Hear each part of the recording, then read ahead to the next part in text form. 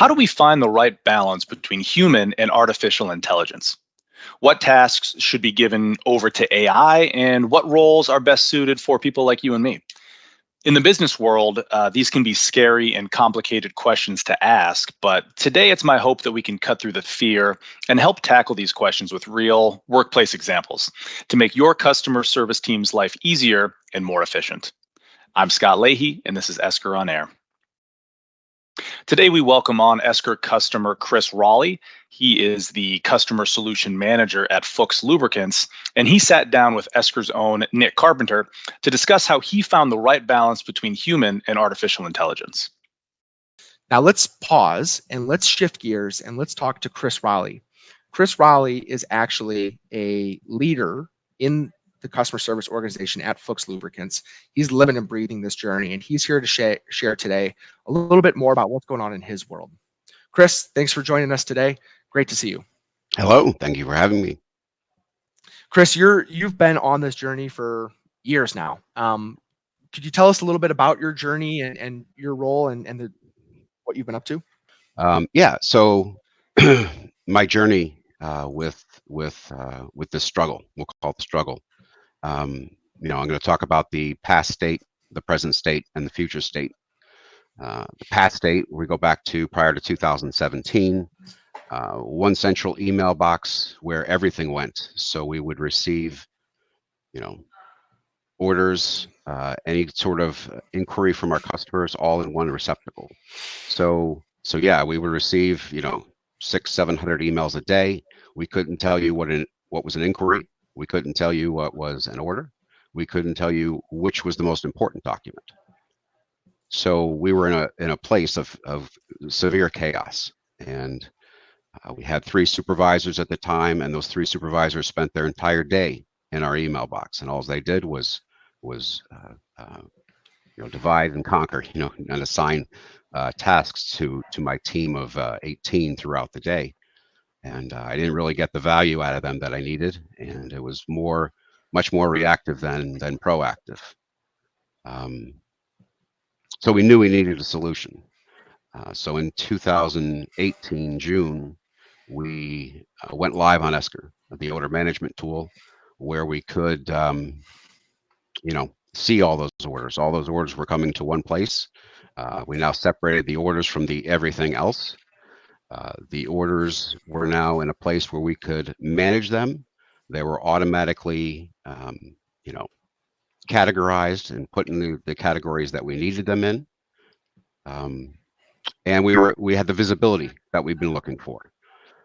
In the past, prior to Esker, supervisor would, or excuse me, a VP or a CEO would walk by my office and say, "Chris, how we doing?" And I would go poll my supervisors, and I would usually get 3 different answers. And it was taking us sometimes 4 and 5 days to process orders, but we really didn't know because we couldn't measure it, we couldn't see it. Fast forward to going live on Esker. Now we had everything in one place. We could easily see exactly the volume of the work that we had. We could rebalance it because we had KPIs and other tools that we made available to us so that we could rebalance our team and put people in the appropriate places. And we could see how long it was taking us to process an order. So again, when the CEO walked by my office and said, "How we doing?" I could just point to this large TV I have in my bullpen, and they would be able to see exactly where we are, how much work we have in front of us, what the day looks like. So it really brought the visibility that we needed to the company. Plus the supervisors I was talking about before. In 2021, we implemented the customer inquiries management, the CIM, from Esker, which is the email triage. So let's go back to the email box that had 600-700 emails in it. In 2018, we were able to pull all the orders away from that, but we still had a lot of assigning going on, a lot of delegating and distributing going on from our email box. But when we bought the CIM, the AI tool was automatically categorizing all of those emails for us. So no longer did we need supervisors to distribute. We now had supervisors who were now actually managing their teams and bringing the value adds back to our customers. So it was really a game changer. It was pivotal pivotal for us. Hard to look back now and look back at what it was prior to 2018 and what our lives were like, the chaos that we experienced, and how much better off we are today with the AI tool that we have. So yeah, you take that email box where everything went in, and some were orders and some were not orders. Now we have two tools that we use, one to manage the emails, one to manage the orders. We can then manage our team and bring the value adds back to our customers.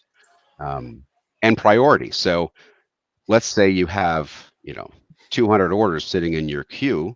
You don't know if email 1, the oldest email, or email 200 is the most important of the orders. Well, the AI tool in Esker is able to recognize and look for certain key components of a document, customer's document, to see if it is important or maybe not. And so the AI actually pulls that needle out of the haystack and allows us to address the most important orders first.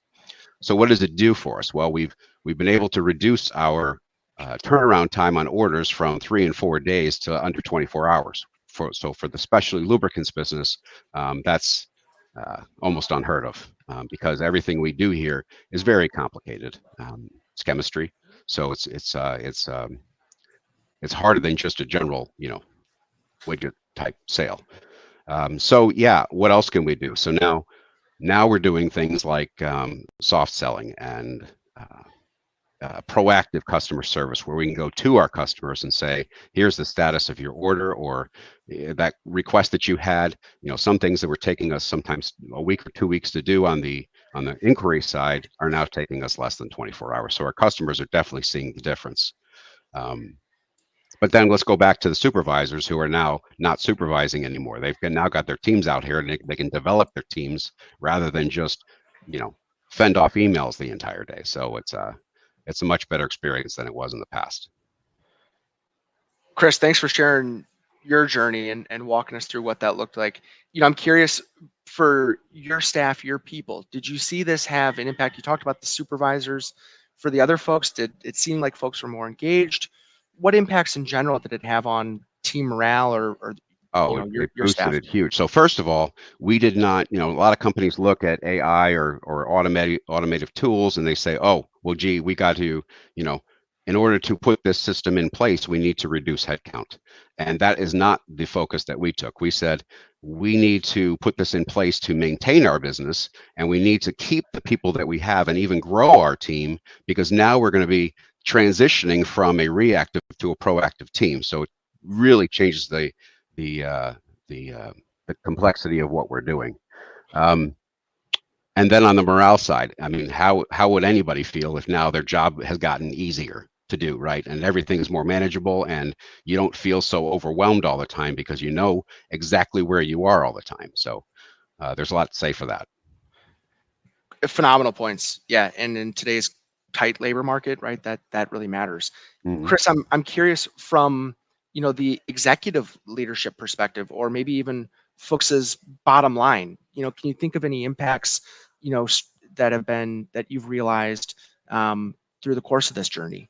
Well, yeah. So if you reduce your cycle time, your order to cash time, by reducing the amount of time it takes you to process an order, for example, then you're increasing the amount of time that you're giving to the rest of your operation.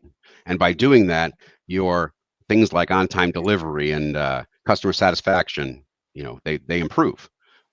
So yeah, we've definitely seen an impact from that. And I think in your recent earnings report, I saw revenues were up. Has it helped you take on additional work? Oh, for sure. So now we're no longer looking at the arduous task of figuring out how we're going to get the work done every day. We know how we're going to get the work done every day, so we can now look at the value adds. We can contact our customers, say a soft sale, for example, and say, hey, customer, you haven't ordered this product this month. You usually order every month. Can we put an order in for you? So I mean, right there, you're building your bottom line. Great point. And we're totally off script here, Chris. I appreciate your flexibility. This is a raw fireside chat. So thank you. That's the way I like it. One thing, I think a lot of people struggle with is change management. I'm working with an organization right now that they're actively trying to communicate how this isn't going to replace people. Talk talk to us a little bit about how did you overcome that barrier with your people? So we had to restructure our department. So we got to a position where we were no longer reactive. We were in a proactive posture, so we could then poll the users, the people that are doing the work every day, and say, okay, if you had your ideal job within customer service, what would it be? And so from that feedback, we were able to realign, first strategize and create specific areas. We created an admin group and a customer support, which is our phone group, and an order entry group. And then we found from the users, our employees, where did you want to sit there? Which area would you like to focus on? And then because they were all cross-trained, they could then jump to other areas as time permitted. But we could easily move a person from one area to another because we knew exactly where we stood in every area. So it was we definitely optimized the employee experience. Great point. Almost like a work stream, you know what I mean? And based on personal appetite and personal skill set, you picked a work stream exactly that fit them. Great so idea. If you go back to 2017, we wouldn't even dream of doing things like this because we just simply didn't have the time. Chris, let's go big picture for a second. 5 years from now, what does customer service at Fuchs look like? What's next for you guys?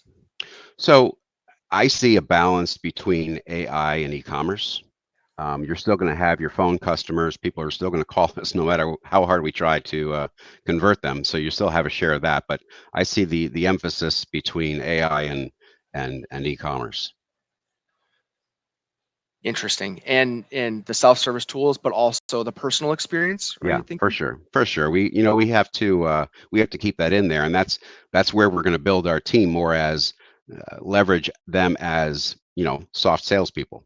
They can go out there and help us gain business, not necessarily gain business, but retain business, and let our sales engineers out there go and build the business. Maybe we can drill down a little bit more there, because I think people are often, I've heard people say, my customer service team, well, they don't want to necessarily be sales reps. On the flip side, I've heard that, just by offering up a, material substitution or a frequently added item, they are able to cross-sell and upsell. Tactically, what does that look like for Fuchs, that proactive kind of soft so we're a specialty lubricants company. Most of the products we make are very customer specific and specialized. So most of our customer service, we call them specialists, can give you that one-stop shop feel where you can come to us for absolutely anything. But what they haven't been able to do in the past is they haven't been able to really learn the new technologies as they come in. So what this does is it gives them an opportunity to learn the products and be more effective and helpful for a customer when they're trying to get some information from us. To answer those tough chemistry questions, perhaps. Well, they're not chemists, but yeah, they can do. There's a limited amount of that for sure. Chemist light. Chris, speed is something that can sometimes, you alluded to it in your order to cash cycle and fulfillment times, and potentially, in your line of business as being a competitive advantage. Did you know that was going to be a benefit from your AI journey, or was that something you experienced, kind of a nice to have? Nice to have. Learn as you go. Develop as you go. So certainly wasn't premeditated. So the original business case was more around labor reallocation and redeploying resources. How did you help sell it internally? It was to improve our customer experience, and the idea there is that we had to reduce the cycle time that it took us to enter an order or answer any other question that came in. Gotcha. So you chose to automate processes that were customer facing as the most impactful. Absolutely. Okay. Yeah. Well, Chris, you've lived and breathed this for years.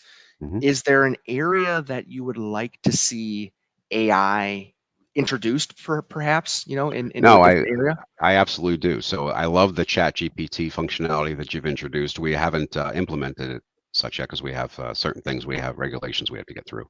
But aside of that, I mean, being able to respond to our customers' requests without having to do anything but click a button and say, yes, we agree with the response that's coming through from from the GPT source is that's groundbreaking stuff. So scary, a little scary, but because it's controlled, I mean that type of information, that the question gets answered and you have to review it before you send it out is I mean, that's even further time that we can save. So the more time you reduce on the menial tasks, the more time you have to serve your customer. It's just like that chart, right? The menial tasks over on the left, the cool stuff on the right, right? More time for the stuff on the right. Yep, correct. Any parting thoughts from your end?